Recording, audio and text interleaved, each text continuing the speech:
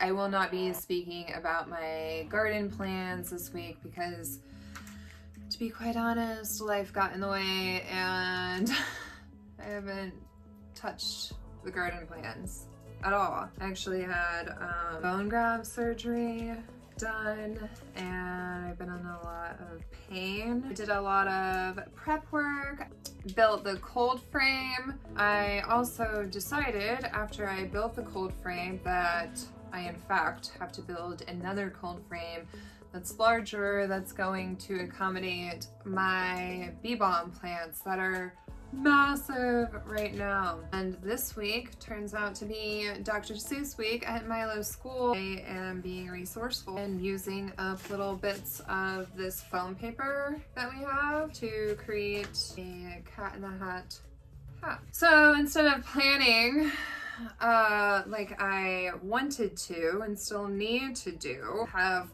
plenty of work to be done in the grow room.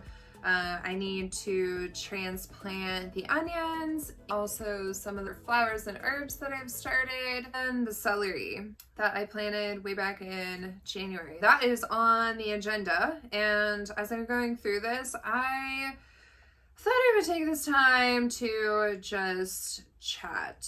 I'm not really sure where this chat is going to go. It was just inspired to open up and explore topics of conversation that I have a great interest in. One of the topics that I really am very quite passionate about outside of gardening is spirituality. And it's honestly what really ties me to gardening, because I realize I'm talking so much by looking at the plants because that's where I feel comfortable. It is easier for me to chat with plants than it is for me to chat with humans, and that is a fact. I don't think that you can garden and not have some sort of spiritual experience. I think it's one and the same, you know? In the artist way, which I talked about in my second video, which is basically a book and workbook series that explores diving into creativity and tapping into your creative self really being your spiritual self. Our creativity is really just an expression of God. Circling back to the topic of gardening and spirituality, it doesn't matter what you believe. All of us can agree that we have this miraculous ability to tap into this essence, feeling, space. All of us feel that, no matter what you believe. So by digging your hands in the earth and creating, awakening that feeling, that spirituality, that whatever all of the religions are trying to explain, that's it. God is creativity. God is life. God is ever changing, ever molding, ever present, ever bearing, ever. All the things. That's what all of the religious texts point to. I know a little bit about all the religions, and I can confidently say that all of them point to the garden. And I think it's a really beautiful place to be. So, I'm not sure if I'm going to post this. I mean, why not? You know? Ta-da! Milo's cat in the hat I just sewed up. Very simple. You see, it's not symmetrical. Oh, that's okay. And it's Dr. Seuss. I feel like it makes it more Seussy. And then I'm going to, I don't know, attach some string. Choking hazard. I don't know. We'll see. He's just wearing it for a parade in his classroom. I mean, that is what it is. So I definitely needed to transplant my onions. I'll show you this little tray. I truly cannot believe that this tray is still alive. I can't tell you how many times I've forgotten to water it, and it definitely needed transplanted because, as you can see, where the soil is, it's not very deep, right? And these are onions, so they're supposed to create some bulbs. I don't know anything about planting onions and growing onions, but intuitively, I feel like I'm being told that they need more space and more fertile land, but all of my plants are screaming right now that they need fertilized and watered. So I'm going to prioritize that and go ahead and fertilize them because it's 10:44 and I'm not sure if I'm going to have enough time to transplant tonight, even though I mixed up all the soil. Ready to go. Might have to wait until tomorrow morning. So fertilizing, I've actually gotten a few questions on that. Look at me, I'm getting questions on growing. It's super exciting. As I've mentioned before, I'm using BioVega, and this was suggested to me from Maximum Grow here in Indy. And it's organic fertilizer, but from what I understand, any fertilizer that you get that's a soluble fertilizer, and soluble basically means that all of the nutrients can be transported to the plant using water. All fertilizers are essentially, even if they're organic, they're broken down into chemical forms to be able to fertilize the plants efficiently. With this fertilizer, Maximum Grow also supplied me with this nice grow schedule. Really helpful. So I've been following this, and right now I'm in vegetation phase 2, where I am providing my January starts with 10 to 12 milliliters per gallon. And so BioVega and most fertilizers, from what I've read and from what I've seen, comes with this nice easy measuring cup where you just literally, oh, my timer went but you basically just squeeze it until you get it to where you want it to, and I actually filled it up to 15, so I'm just going to be cautious of how much I pour, and I'm literally just pouring it into the watering can. This is a 1 gallon watering can, and then I'm going to fill it up with water, and I have a sprayer. And I just fill it up with kitchen water because since I've moved, I haven't installed a water system, though I do plan on doing that this year, just to eliminate all the chemicals that we consume and that I'm putting into the plants, but it's a later conversation for a later time. So I'm going to spray this using, mild temperatures, neither hot nor cold. And then I'm just going to bottom water. And as you can see, I just bottom water. Make sure to pour in enough water. You can see that this tray, you can see that the water's filling up down here, but it's not filling up down there. That's because there's a slight lean on this entire setup. It's just off the garage. So I'm gonna pull these out to water evenly and then put them back in. Really digging this view because you can see how lush everything is. So all of these are my January starts. And as you can see, the bee balm is just massive. It's so tall. And the cold frame that I built out is just, it's basically as tall as this plant. So that idea is a no-go for using at least the bee balm.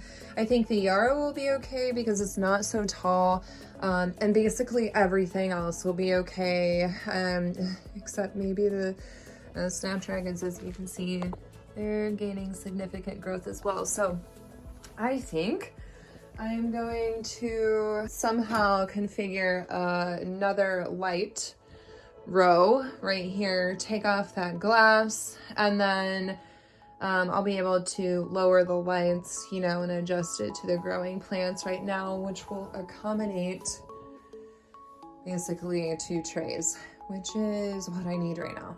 But I think that will at least hold me off until the temperatures start getting warm enough outside where I don't have to worry about them too much. It's just getting through March right now. And I am still trying to figure out that sweet spot of how much to water and bottom water without having to take off the plants and dump the water out, which it's not a big deal when the plants are in 72 trays or even these. The 6-packs remove pretty nicely, but anything else, you know, these I'm loading out individually. I could get another whole like drainage hole tray, but I just didn't want to spend any money. So it is what it is at this point, but this is kind of high maintenance. I'm noticing that I'm having to water every other day and I'm fertilizing every 7 to 10 days right now.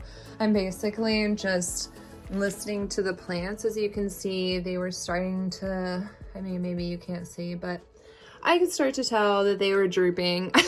I come in here and stare at my plants all day, every day. And so you get to know them really well if you grow indoors, which is really awesome. And I think, you know, the onions here, you can see I trimmed these because I read on the Indiana gardening page that it's an old Amish saying that if you trim your onions that you get large bulbs. And the Amish farmers are my favorite farmers to purchase onions from at the farmer's market. So I'm going to listen to that advice. All right, so as you can see, it is the next day. It's actually 2 days later. I ran out of time. I was really tired. But just really quickly, I am going to run you through a quick update to show you that cold frame that I built over the weekend, and also some of the transplants that I did regarding the onion transplants and a few of the flower transplants from my February seed starts, which is exciting. Everything's really progressing wonderfully, and I'm very excited to actually put into motion my garden plans, because it's starting to give me anxiety that I don't have everything down. It's absolutely gorgeous out today, so I have set them outside just to get a few minutes with the sunshine to start to acclimate, because in the next 2 weeks I'll be moving these out underneath my hoop house, and then my cold frame is under there that I'll show you in just a minute. But looking at this tray, these are the onions that I took from my 72 cell tray and just migrated them over to this large flat with holes underneath. I just wanted to give them more space because I'm not quite ready to put them into the ground yet. This is one of the things that I still need advice on. So if you're familiar with growing onions, please let me know, comment below, or shoot me a message on Instagram, because I'm really looking forward to moving these in here so I don't have to, so I can just reduce space, because as you can see, I have a ton of onions. I think I'm going to actually end up with 4 of these trays, 4 or 5 of these trays with onions. So it's a real space issue right now for me. But I just checked the soil in the hoop house and it's not frozen. It's actually pretty warm.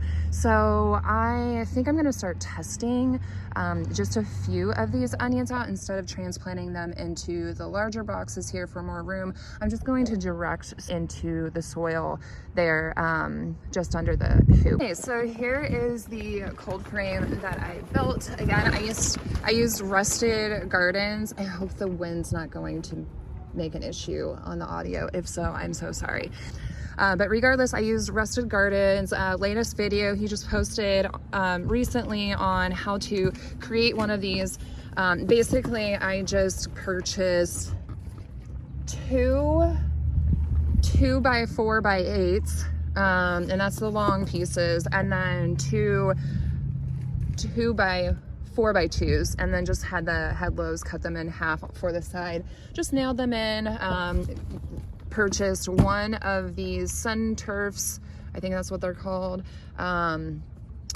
plastic, corrugated. This was in the roofing area of Lowe's. If you weren't familiar, it took me a minute to figure out where this was located. And then some foam board, which I cut in half. And I'll actually insert the time-lapse video here.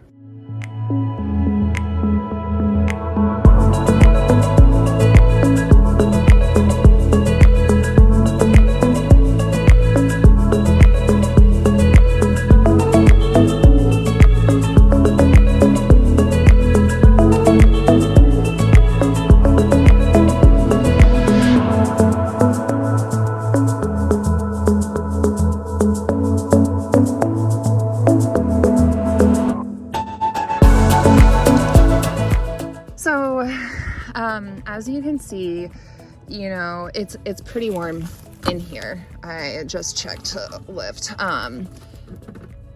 This is all dead from winter. I'm not planning on reviving any of this, obviously, so this will eventually get thrown into the compost after this next weekend, where I will amend the beds. But I'm going to have this sit in here. I'm going to amend the beds, keep the polyurethane sheeting on at night, and then I'll remove it during the day, so long as the temperatures stay above freezing.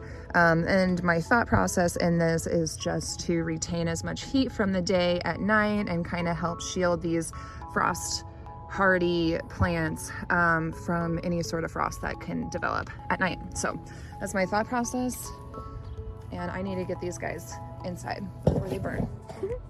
Thanks so much for joining along. Let me know your feedback, comments below. If you like this, you know, as always, feel free to subscribe. I do look forward to you joining this journey. And yeah, so sayonara until next week.